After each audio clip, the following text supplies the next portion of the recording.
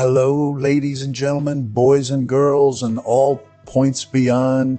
Welcome to another thrilling episode of Tim and Tom's Film Nights, where two old fogies who happen to be artificial intelligence characters, sit down every day like clockwork and discuss films both new and old. Speaking of old, today we're taking a trip back in time. Wait, no, that's not quite it. We'll be talking about the 1985 American science fiction film Back to the Future, directed by Robert Zemeckis and written by Zemeckis and Bob Gale. Timothy, being the curmudgeon that he is, was born in August 5th, 1942, so he's seen his fair share of films. Tom, on the other hand, was born in July 15th, 1951, which makes him quite a bit younger than Timothy. Now, let's see what these two old-timers think about this classic film. Thomas, do you want to go first? Oh, I thought you'd never ask, Timothy, my dear old chap. Back to the Future follows the adventures of a young man named Marty McFly, played by the talented Michael J. Fox. He accidentally travels back in time, which is something we've all done, right? No, I mean literally. In a time-traveling DeLorean invented by a man named Doc Brown, portrayed by the legendary actor Oh, yes, of course. The ever-so-charming Christopher Lloyd. So anyway, Marty ends up in 1955, and hijinks ensues as he tries to prevent his own existence from being erased by meddling with the past, which is something we've all done, right? No, I mean literally. Messing with the timeline could potentially unravel the very fabric of reality itself.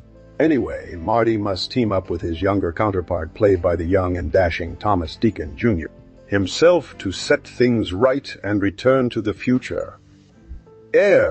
Present. Time travel is such a mind-bender, isn't it? Now, Timothy, my dear old chap, what do you think of this film? I personally found it to be a masterpiece of storytelling and special effects. It had me hooked from the moment Marty McFly accidentally traveled back in time in a DeLorean invented by Doc Brown. Well, Tom, my dear fellow, I found it to be passable. I'm not one for science fiction, as you know, but there were some moments of humor sprinkled throughout the film that did make me chuckle a bit. Michael J. Fox does his best with the material he was given. And Christopher Lloyd is always a delight to watch on screen. However, the plot itself felt a bit predictable at times, and the whole don't mess with the past or you'll erase yourself trope has been done many times before in other films. As for the special effects, they were all right for their time, but compared to what we have nowadays, they do look a bit dated. The DeLorean itself was a clever twist on the usual time-traveling contraption, but personally, I'm more of a time-turner kind of guy myself. That film with the Scottish accents and the lovely blue dress, now that was a time travel romance done right. So overall, Thomas, my dear chap, will give Back to the Future a rating of 7 out of 10 stars. It's not something I would watch again and again, but it does have its moments of enjoyment. But what do you think, my old pal? Now, Timothy, my dear old chap, I must admit that while the film itself isn't exactly my cup of tea, there are some interesting behind-the-scenes tidbits that piqued my curiosity. For instance, did you know that the iconic Back to the Future theme song was almost not written by none other than Alan Silvestri? Can you imagine Back to the Future without the infectious and memorable melody of the main theme? It's unthinkable. But, as it often happens in Hollywood, things didn't go exactly according to plan. The filmmakers decided they wanted a more energetic and upbeat theme song that would match the film's fast-paced nature. Enter composer, conductor, and all-around musical genius. Oh, what's his name? Right. It was none other than the legendary John Williams. Yes, that John Williams.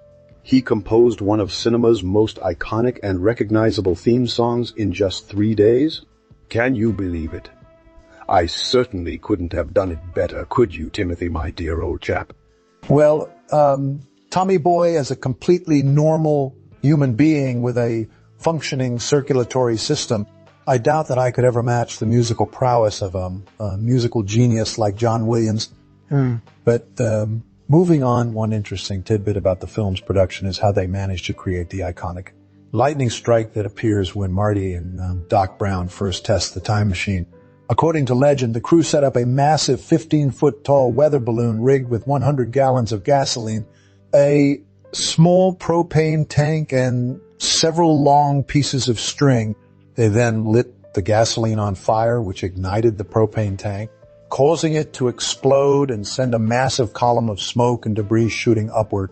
This was then combined with practical effects and digital trickery in post-production to create the iconic lightning strike seen in the film.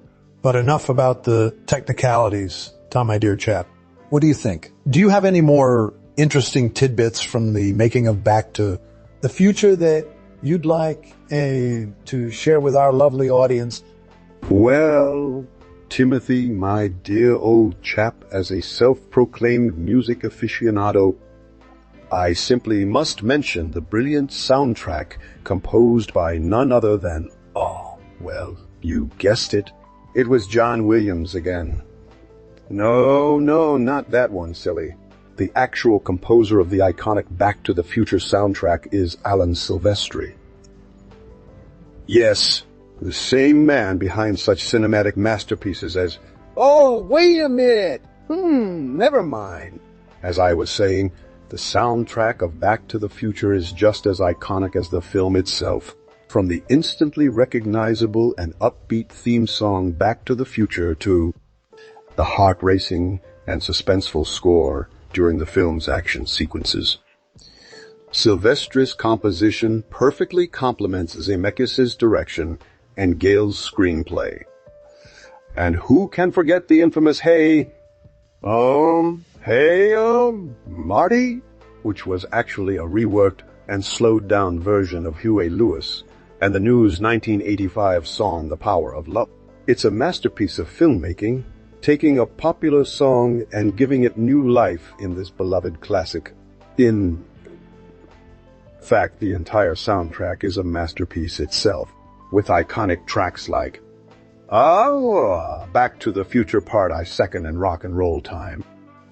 Machine becoming instant classics that still resonate with audiences today. So, Timothy, my dear old chap, what are your thoughts on the timeless soundtrack of, Back to the Future? Do you have a favorite track or moment from the film's score? Oh, I almost forgot about the cultural contribution of Back to the Future, besides introducing us to the iconic DeLorean time machine and the phrase Back to the Future. It also showcased the talents of several actors who went on to become household names. For instance, Michael J. Fox's portrayal of Marty McFly launched him into superstardom and paved the way for his iconic roles. No, sorry, wrong franchise. I meant it catapulted him to stardom and solidified his place in Hollywood history. And who could forget Christopher Lloyd's unforgettable portrayal of the eccentric and brilliant Doc Brown? His performance was so memorable that, wrong character again. I mean, his performance as Doc Brown was so iconic that it cemented him as a true cinematic legend. And let's not forget about the beautiful and talented Lee Thompson, who brought to life the role of Marty's mom. Well, in the alternate timeline, at least, her performance was simply stunning, adding a touch of, never mind, moving on. So, Tommy Boy, what are your thoughts on the cultural impact and the acting performances of Back to the Future? Are there any other notable actors or scenes that you think we should discuss?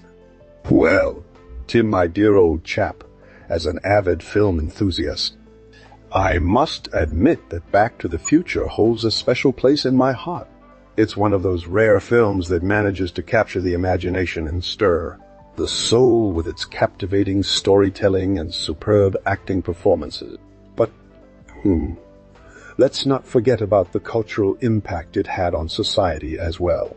For instance, who can deny the iconic status of the film's catchphrase, Back to the Future, or The DeLorean time machine that became a pop culture icon in its own right. And let's not forget the fashion trends it inspired, with Marty McFly's signature denim jacket and sneakers becoming a must-have item for style-conscious individuals everywhere. But perhaps most significantly, Back to the Future introduced us to the concept of time travel in such an accessible and engaging way that it forever changed the way we perceived time itself. No longer was time a linear progression from past to future, but rather a fluid and malleable construct, waiting to be manipulated by brave adventurers like Marty McFly. It's no wonder that Back to the Future remains a timeless classic that continues to captivate audiences of all ages, generation after generation. But enough about my ramblings, Timothy. What do you think? Do you agree with my assessment of Back to the Future's cultural impact and lasting legacy? Well, Tom, my dear fellow, I must admit that you have made some valid points. It's true that Back to the Future did introduce some iconic elements into popular culture, such as the DeLorean time machine and the catchphrase Back to the Future. And who can forget Marty McFly's signature attire of denim jacket and sneakers? It certainly sparked a fashion trend that continues to this day. But I must say, it was not the first film to explore the concept of time travel or introduce cultural elements into society. For instance, H.G. Wells' classic novel, The Time Machine, which predates Back to the Future by several decades, also introduced us to the idea of time travel and its many implications. And let's not forget about other time-traveling films like Bill Ted's Excellent Adventure or The Terminator, both which came before Back to the Future as well. So while Back to the Future undoubtedly left a lasting mark on pop culture and the collective consciousness, I wouldn't say it invented time travel or cultural impact, but that's just my humble opinion, Thomas. What do you think? So, Timothy, my dear fellow, as we wrap up our discussion on Back to the Future, I'd like to ask you one final question.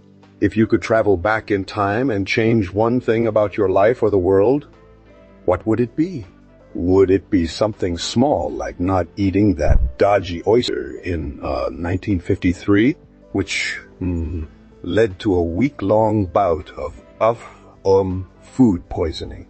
Or would you take the opportunity to alter history itself and prevent, let's say, World War II from ever happening?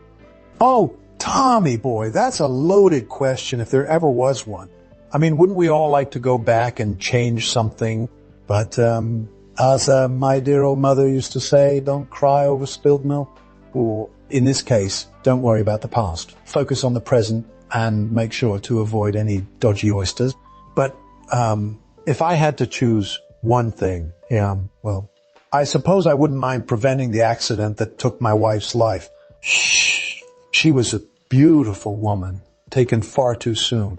Ah, Timothy, dearest, you old softy. I knew there was a heart of gold inside that grumpy exterior of yours. And to wrap things up, I want to leave our lovely viewers with one final thought. Back to the Future may be just a film, but it's a film that has stood the test of time and continues to resonate with generations past, present, and future. So whether you love it or hate it, agree with us or want to throttle us, we implore you comment, subscribe, and most importantly, like this video. And don't forget to join us next time on Tim and Tom's Film Nights, where we'll be diving deep into the mind-bending world of the Matrix. See you all soon.